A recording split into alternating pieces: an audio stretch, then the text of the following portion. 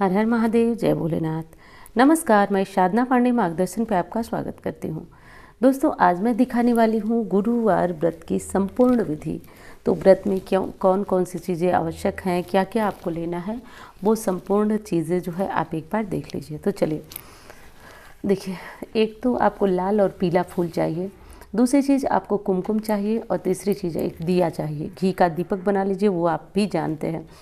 और ये चंदन, पीला वाला जो चंदन होता है वो ले लीजिएगा। और 1 लोटा जल भगवान को स्नान कराने के लिए। शंख चाहिए, भगवान विष्णु की कोई भी पूजा कर रहे हैं, पाठ कर रहे हैं तो उसमें शंख अति अनिवार्य होता है। दूसरी चीज़ कि इस व्रत में केले चढ़ाए जाते हैं, परंतु कभी सेवन नहीं किया जाता है। इस चीज़ का आपको ध्यान रखना है कि गलती से भी इस व्रत में जो केले आप चढ़ाएंगे उसका सेवन नहीं करेंगे। हल्दी बहुत विशेष होती है इस व्रत में। और ये गणेश जी का स्वरूप बनाए हैं हम ये करने के लिए। और दूसरी चीज़ कि ये जो भोग लगाने के लिए चीज़ें हैं, ये तो गणेश जी को पहनाएंगे। और ये चने की दाल चाहिए, गुड़ चाहिए, और ये मुनक्का चाहिए, और ये रक्षा चाहिए भगवान को समर्पित करने के लिए। अब थोड़ा सा मैं बता दूं आपको गुरुवार व्रत के बारे में। देखिए, गुरुवार व्रत ना मनोकामनाओं की पूर्ति के लिए रखा जाता है। विशेष गुरुवार व्रत जो है लक्ष्मी कामना के लिए रखा जाता है। अगली चीज़ कि गुरु ग्रह से संबंधित यदि कोई पीड़ा है, कोई कष्ट है जो कि ठीक नहीं हो रही है। गुरु ग्रह का मतलब कि आप भी जानते हैं ना, गुरुदेव बृहस्पति जब कुंडली में कमज़ोर हो जाते हैं तो वो व्यक्ति को संतान संबंधी कष्ट देते हैं। मतलब दाम्पत्य जीवन जो होता है वो सारा प्रभावित हो जाता है। तो इस तरह के कष्ट हैं तो मन्नत लीजिए, मनोकामना कीजिए और 16 गुरुवार का व्रत रखिए। 17वें गुरुवार में उद्यापन किया जाता है। तो ये मैं संपूर्ण पूजा विधि आपको बता रही हूँ और बहुत आसान, बेहद आसान विधि से मैं बता रही हूँ, इसको आप कर लीजिएगा। ये आसान पूजा विधि निश्चित रूप से हर कोई, हाँ, बच्चियों के या फिर बच्चों के विवाह में विलम्ब हो रहा है तो ये आराम से आप कर सकते हैं। तो सबसे पहले जो तैयारियां करनी है, एक बार आप तैयारियों पे नज़र दे दीजिए। एक केले का पौधा अनिवार्य है।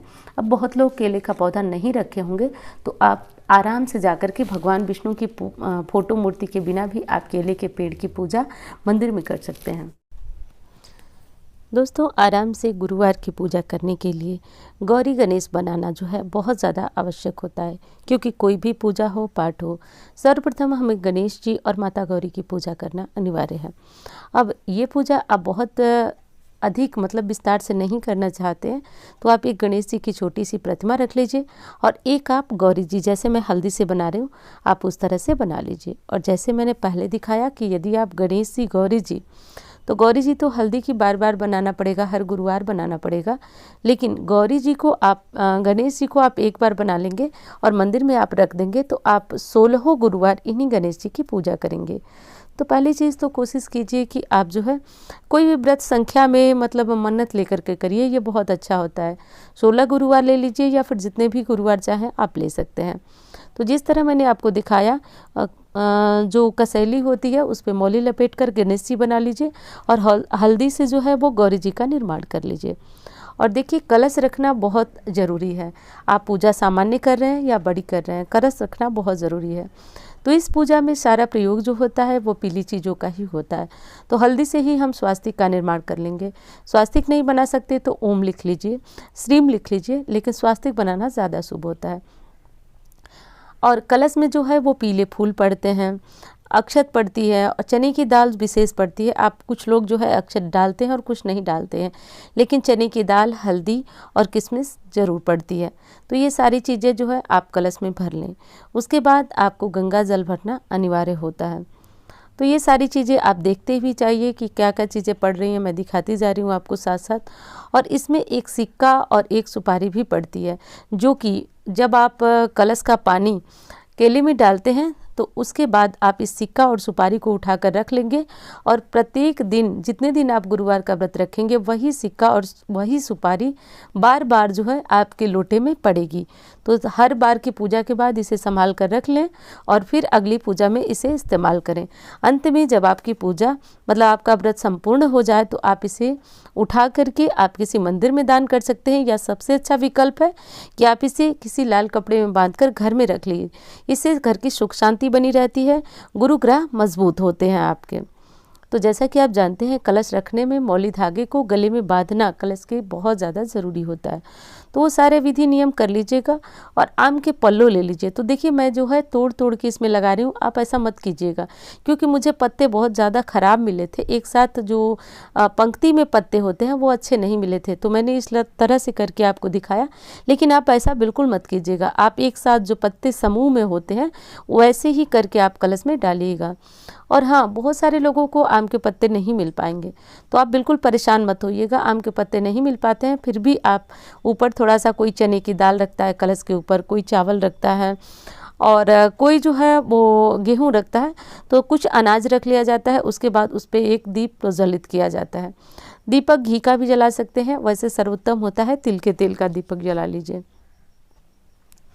और दोस्तों आप तो जानते हैं भगवान की कोई भी, भगवान नारायण की पूजा, वैसे देखिए एक चीज़ बता दूं आपको कि नारायण की पूजा तो होती ही होती है, साथ साथ ये पूजा गुरु ग्रह कोई भी होती है। तो वैसे में शंख का पूजन बहुत ज़्यादा अनिवार्य होता है। तो घर में भी जो भी आपकी शंख है, दक्षिणावर्ती या फिर बजाने वाली जो भी शंख है, आप उनको भी इस पूजा में शामिल करिए। यदि भगवान विष्णु शालिग्राम स्वरूप में आपके पास हैं या फिर लड्डू गोपाल स्वरूप में हैं या फिर भगवान विष्णु की मूर्ति है, तो आप अच्छी तरह से स्नान कराएं। चलिए अब पूजा शुरू कर लेते हैं। सर्वप्रथम जल में जो है वो पुष्प, दुर्वा या कुछ भी डाल करके भगवान को स्नान कराइए। स्नान करने की विधि वही है, पुष्प से जो है भगवान को जल छिड़कते जाइए, ये सांकेतिक स्नान बोला जाता है। केले के पेड़ को भी पास में रखिए। यदि मंदिर में कर रहे हैं तो देखिए आप जा कर के आप सारी पूजा घर पे कर लीजिए और केले के पेड़ में हल्दी कुमकुम जो है चढ़ा दीजिए, वहाँ एक दीपक जला लीजिए, ध्यान से समझिए मेरी बात को, और 1 लोटा जल हल्दी वाला केले के पेड़ में समर्पित कर दीजिए।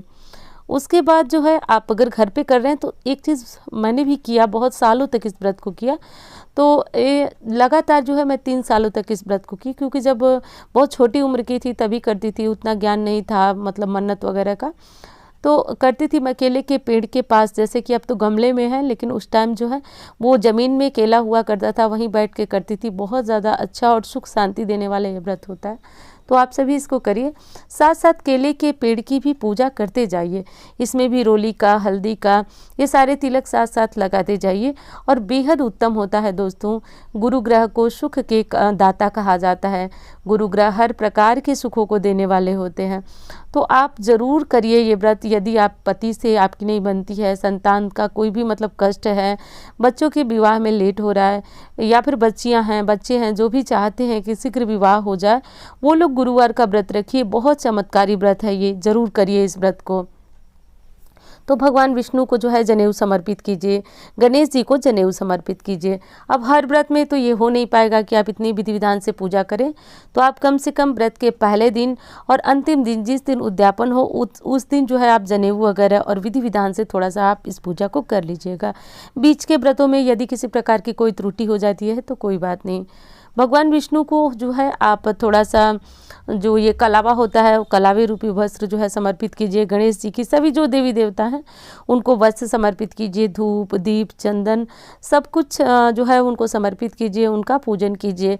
शंख का भी पूजन कीजिएगा दोस्तों, क्योंकि जिस तरह कौड़ियाँ लक्ष्मी प्रदायक होती हैं, वैसे ही शंख भी लक्ष्मी प्रदायक होता है, मनोकामनाओं की पूर्ति कराने वाला होता है। क्योंकि आप तो जानते हैं लक्ष्मी की उत्पत्ति भी समुद्र से हुई है और शंख, कौड़ियों इत्यादि की उत्पत्ति समुद्र से हुई है, तो इसलिए इनका पूजन करने से लक्ष्मी प्रसन्न होती हैं।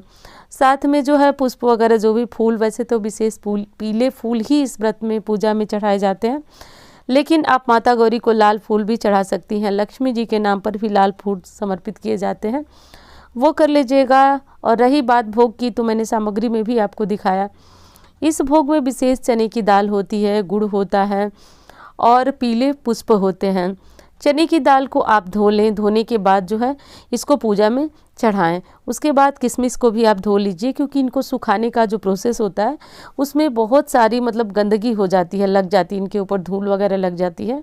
तो आप किशमिश मुनक्का जो भी चढ़ाएं उसको धो लें। धोने के बाद ये तीनों चीज़ें भगवान को समर्पित किया जाता है। इस पूजा में भगवान को पीले फूल के साथ साथ केले भी समर्पित किए जाते हैं, लेकिन केले को खाया नहीं जाता है।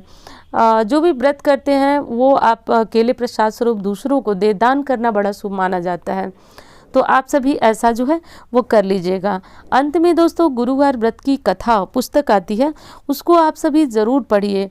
उस पुस्तक को पढ़े बिना आपकी पूजा पूर्ण नहीं होती है। इसमें कई कथाएं होती हैं, लेकिन 2 कथा बहुत विशेष होती है।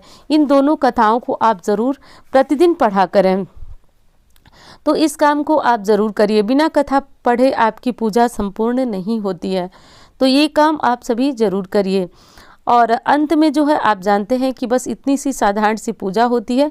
जो भी समय लगता है पूजा के बाद वो कथा पढ़ने में ही लगता है, लेकिन कथा पढ़े बिना पूजा संपूर्ण नहीं होती है। यदि आप नया जो है कि व्रत शुरू करने वाले हैं तो आप इतनी सारी पूजा नहीं कर सकते, तो आप केले के पेड़ में साधारणतया कोई फोटो मूर्ति मत रखिए। आप एक दीपक जलाइए, एक कलश रखिए और वहाँ भी श्री हरि विष्णु का ध्यान करते हुए पूजा कर लीजिए। मंदिर में भी आप जाकर के घर पे नारायण की पूजा कर लें। मंदिर में जाकर केले के पेड़ के पास दीपक, फूल, धूप बत्ती इत्यादि से उनकी पूजा करके और केले के पेड़ की भी आरती कर सकते हैं। सारी पूजा के बाद जैसे मैंने बताया कि भोग केले के पेड़ में गौरी जी, गणेश जी, भगवान विष्णु जी सबको समर्पित किया जाता है। यही विशेष भोग होता है। पीले लड्डुओं का भी इसमें भोग लगाया जाता है। तो जो भी पीली मिठाई आपको आराम से मिल सके आप उनका भोग ज़रूर लगाइए। पीली मिठाइयों का भोग इस व्रत में लगाया जाता है, लेकिन जैसे कि बेसन की बनी मिठाइयाँ होती हैं, लड्डू या फिर हलवे, तो इसको आप जो है सुबह में नहीं खाएंगे। जो चने की दाल आपको प्रसाद में चढ़ाई जाती है, तो गुड़ तो आप अभी प्रसाद में यानी कि सुबह की जो पूजा होगी उसके बाद गुड़ खा करके आप अपनी पानी वगैरह पी सकते हैं, लेकिन चने की दाल का प्रसाद गलती से भी सुबह में मत खाइएगा। शाम को जब आप एक समय भोजन करेंगे, रोटी या फिर चने की दाल का हलवा जो भी खाएंगे, उसके साथ ही ये चने की दाल वाला प्रसाद खाना ज़रूरी होता है। कुछ प्रश्न इस तरह के भी आते हैं कि हम बिना मतलब खाना खाए, बिना अन्न खाए इस व्रत को रख सकते हैं या नहीं। तो देखिए, इस व्रत का नियम ही यही है कि आपको एक टाइम अन्न खाना होगा और तभी आपको इस चने की दाल का प्रसाद ग्रहण करना होता है। परिवार वालों को आप सुबह इस प्रसाद को दे दें, लेकिन आप खुद शाम को इस प्रसाद को भोजन से पूर्व ज़रूर कर लीजिए, तभी जाकर आपका व्रत पूर्ण होता है। तो कहीं भी मन में ये मलाल न लाइए कि आप बिना अन्न के इस व्रत को रखेंगे तो ज़्यादा अच्छा होगा। इस व्रत का नियम ही यही है कि आप एक समय खाना खाएंगे और चने की दाल वगैरह जो है उसको पहले खाएंगे, उसके बाद आप अपना चने की दाल का जो हलवा या जो भी खाएं वो खा सकते हैं। वैसे इस व्रत में नमक बिल्कुल भी नहीं खाया जाता है, इस चीज़ का ध्यान रखिएगा। दूसरी चीज़ कि आप व्रत में जो शाम को भोजन करेंगे उस भोजन में आप पीली चीज़ों का ही सेवन करें। जैसे रोटी, पूड़ी, पराठा जो भी खाएं वो आप बेसन का बना करके खाएं। सबसे अच्छा यही है कि आप बेसन का हलवा बना लें। उसके बाद सारी पूजा आपकी पूर्ण हो चुकी, उसके बाद भगवान की आरती कर लें। आरती ओम जय जगदीश हरे जो कथा की पुस्तक आती है उसमें होती है, तो आप आरती कर लीजिए। मैं आरती आपको दिखा रही हूँ कि ऐसे करके आप आरती कर लीजिएगा। आरती करने के बाद जो कलश होता है, कलश के दीपक को जो है नीचे रख दिया जाता है, क्योंकि जो है भगवान का अब विसर्जन हो चुका होता है और जब तक कलश का जल आप केले में डाल नहीं देते तब तक आपकी पूजा पूर्ण नहीं मानी जाती है। बहुत विशेष यही बात होती है कि केले की जड़ में आपको ये जल डालना अनिवार्य होता है। तो इस विधि से आप जल डाल दीजिए दोस्तों। और वीडियो कैसी लगी बताइएगा ज़रूर। अच्छी लगती है तो लाइक करें और चैनल को सब्सक्राइब कर लीजिएगा। कहीं किसी प्रकार की कन्फ्यूजन है तो गुरुवार व्रत से जुड़ी हुई बहुत सारी वीडियो चैनल पे पड़ी है, आप वहां से देख सकते हैं। और जैसा मैंने बताया कि सिक्का सुपारी रख लीजिए, नेक्स्ट व्रत में भी आप इसी को कलश में डालेंगे। तो इस तरह से करके आप अपनी पूजा प्रार्थना जो है वो पूर्ण कर सकते हैं।